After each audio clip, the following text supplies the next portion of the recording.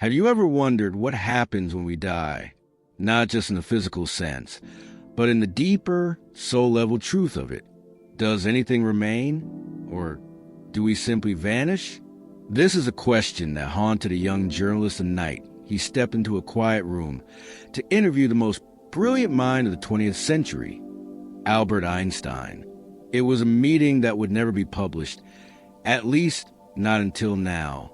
According to handwritten notes discovered decades later in a dusty safe once owned by Einstein's closest friend, Dr. Kurt Gödel, this interview was meant to remain hidden. The words were too powerful, too dangerous, perhaps, or maybe too sacred. Einstein began with a pause, a long silence that felt like a doorway, and then he said something that changed everything. To believe, he whispered, is to know without proof. Science doesn't speak of the soul, not because it does not exist, but because science lacks the tools to measure it. Let that settle in for a moment. The soul, the one part of us we can't see under a microscope, but somehow, deep inside, we know it's real. He went on to explain, imagine the wind. When it blows, you feel it. It moves the ocean. But when the wind stops, does it cease to exist, or does it simply become invisible? That's how Einstein saw the human soul. Our bodies are like waves rising on the surface of the ocean, but the soul is the ocean itself. He wasn't speaking as a physicist. He was speaking as a man who had touched something beyond equations, as someone who, after a lifetime of unraveling the universe, had come to realize that the greatest mysteries are not found in the stars, but within us. Consciousness, he said, is not a byproduct of the brain. The brain is an antenna. Consciousness is the signal. And when the antenna breaks, the signal continues. It was like hearing an ancient truth being spoken in modern language. That night, as the journalist leaned in, shaken but spellbound, Einstein continued, we are not bodies that have a soul. We are souls, temporarily inhabiting a body. He spoke of death not as an end, but as a transformation. He said, death is like the moment a wave returns to the sea. Its form dissolves, yes, but its essence, that remains, that merges. It's a humbling thought, isn't it? That's what we are, is not bound by skin or bone, that there's something more.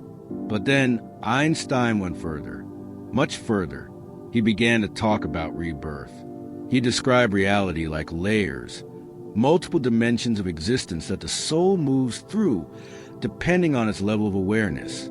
For those who lived selfishly, who clung to fear, anger, or control, they return, not as punishment, but as an opportunity. Karma is not revenge. It is a teacher. For those who loved, who gave, who served, their path leads to ascension, to merge with the source. Rebirth is not a myth, he said. It is the highest law of nature. What is not learned must be repeated.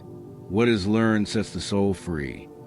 Einstein had once been obsessed with finding a unified theory, a formula that could explain everything. But as he aged, that obsession softened into something more spiritual, more human. I used to think the purpose of life was to understand the universe, he said, but now I know it's to understand ourselves, and through that, we understand the universe. At that point, the journalist could barely keep up.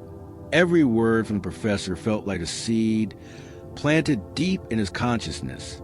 Something had shifted, and maybe that's what this message is meant to do for you, too. Because we are all on this journey, not just of living, but of awakening.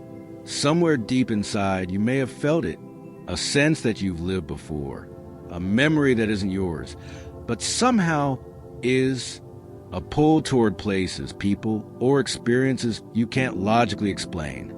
Einstein spoke to this, too. The past is not behind us, he said. It lives through us. Memory is not confined to the brain. It's embedded in the field of consciousness that connects everything. He even referenced what we might now call the Akashic field, a kind of cosmic library where every thought, action, and intention is recorded. And if that's true, then nothing is ever really lost. Not even you. As we close this first part of our journey together, I want to leave you with this. Death is not the end. It's a doorway. And the soul, your soul, is not something to be feared or doubted. It is the very core of who you are. The universe is not indifferent. It is conscious. And in that consciousness, we are never alone, never forgotten, never truly gone. Einstein's whispered truths may not yet be found in textbooks, but they live on in the quiet spaces between science and spirit. And if you're ready, let's continue. Because the next chapter will take us even deeper into karma, destiny, and the unseen currents that shape every step of our lives. Most people fear death because they believe it's the end, a full stop, a vanishing.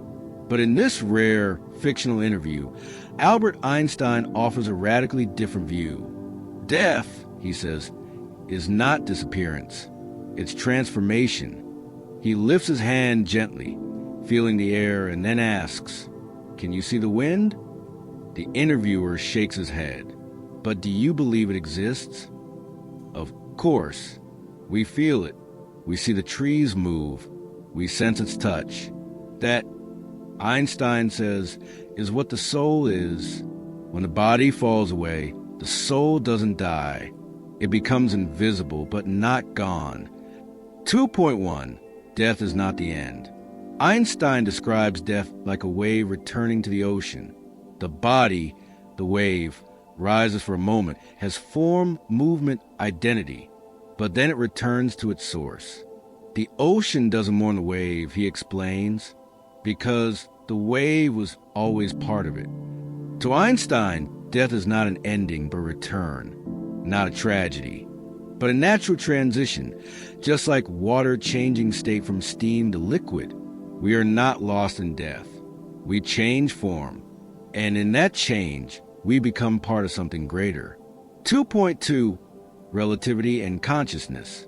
Einstein is known for reshaping how we understand time and space. But in this intimate conversation, he applies that same lens to consciousness. Time isn't absolute, he says, and neither is consciousness. He challenges the idea that the brain creates consciousness. Instead, he proposes something far more expansive. The brain is not the source, it's the receiver. It works like an antenna. The signal comes from elsewhere. This signal, he suggests, doesn't die when the antenna breaks. Just as music keeps playing even if one radio breaks down, consciousness continues, even after the body is gone. It's not magic. It's physics we haven't fully understood yet. Consciousness, like energy, cannot be destroyed. It only transforms. 2.3. Beyond theology, a broader God. At one point, the interviewer gently asks, "Do you believe in God?" Einstein smiles, not dismissively, but thoughtfully. Not a God with a beard, not a man sitting on a throne. He's not mocking religion. He's reaching beyond it. "I'm not talking about heaven," he says. "I'm talking about continuation, about a field of intelligence that runs through all things." For Einstein, God is not a person. God is not a judge. God is not an image in a book. God is the ocean, he says. We are drops of that ocean, temporarily dreaming we are separate. In this way, God becomes something deeply personal, but also universal. Not outside us, but within us, around us, through us. This is not a belief. This is a remembering. Einstein doesn't present dogma. He doesn't need to prove anything. He invites you to feel, to remember that you are more than your name, more than your age, your job, your history. You are part of something ancient and infinite, something that doesn't begin with your birth or end with your last breath. The door never really closes, he says gently. We only think it does because we've forgotten how to see. And maybe, just maybe, remembering that is the first step to waking up. We often separate science and spirit, facts and faith. But what if they were never truly separate? What if the hidden patterns of the universe have been whispering the same truths that ancient mystics knew, just in a different language?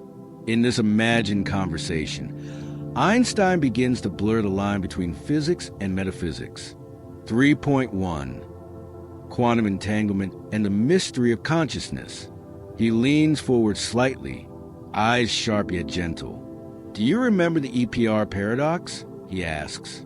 Two particles, once connected, can influence each other instantly across any distance.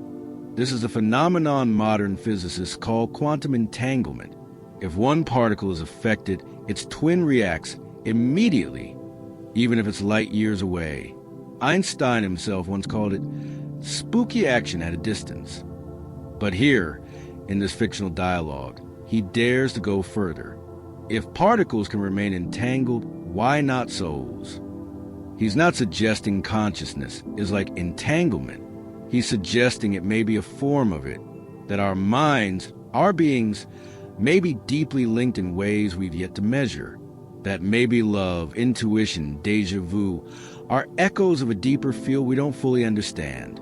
What binds a universe, he says, may not be matter, but relationship. 3.2. Consciousness is energy. Einstein then returns to something he believed in all his life, the conservation of energy. Energy cannot be created or destroyed. It only changes form. He pauses, then adds, so what happens to the energy of consciousness when the body dies? The room goes silent. He doesn't claim to have the final answer, but he invites a new perspective. Death exists, yes, but only as a death of form. The essence remains. That essence is what you really are. To him, consciousness is energy, subtle, ungraspable perhaps, but no less real. Just as sound waves pass through walls, just as gravity bends space, perhaps the soul, too, moves in unseen dimensions. 3.3. The collapse of materialism. As the conversation deepens, Einstein smiles again, not with arrogance, but with a kind of quiet amusement. We once believed the atom was solid, indivisible, the final building block of all things. But when scientists looked closer, they didn't find dense particles. They found space. Inside every atom is almost nothing, a swirling dance of probabilities, vibrations, and potential. Matter, he says, is not solid, it's energy in motion. And that motion, those subtle vibrations, might just be expressions of something greater, something conscious. Maybe the universe itself is thinking, he says quietly. Maybe what we call reality is the dream of something far more awake. In this view, materialism collapses, not into mysticism, but into something deeper than either, not cold, blind matter, but an intelligent field pulsing beneath all creation, a cosmic mind, a living awareness, not watching us from above, but breathing through us right now. Einstein is not preaching. He's not selling truth. He's inviting wonder. He's asking us to look again, at the space between thoughts, at the silence behind sound, at the stillness beneath all movement. There is more, he whispers, so much more than we ever allowed ourselves to see. As the imagined conversation with Einstein continues, we enter one of the most mysterious and often misunderstood ideas in human history. The soul does not end. It returns, again and again, through lifetimes, identities, joys, and sorrows, like waves returning to the shore. 4.1. Rebirth and spiritual evolution. Einstein sits back, thoughtful, as if seeing beyond time itself. Rebirth is the highest law, he says. Energy flows, patterns repeat, but the soul grows. This isn't just about coming back into another body. It's about evolution, consciousness returning, not to relive the past, but to transform it, to remember, to heal, to awaken. Each lifetime becomes a classroom. Each relationship, a mirror. Each pain, a lesson in love. We are not here to escape life, he says, but to experience it fully and rise through it. Just as water becomes steam, then rain, then ocean again, the soul changes shape, but never its essence. For point 2, the meaning of life and death. So what determines the quality of our rebirths? What shapes the next chapter? Einstein answers with elegant simplicity. Those who live for themselves remain bound to the lower planes. But those who live for love, for truth, for service, they merge with the light. He's not talking about reward and punishment. He's speaking of vibration.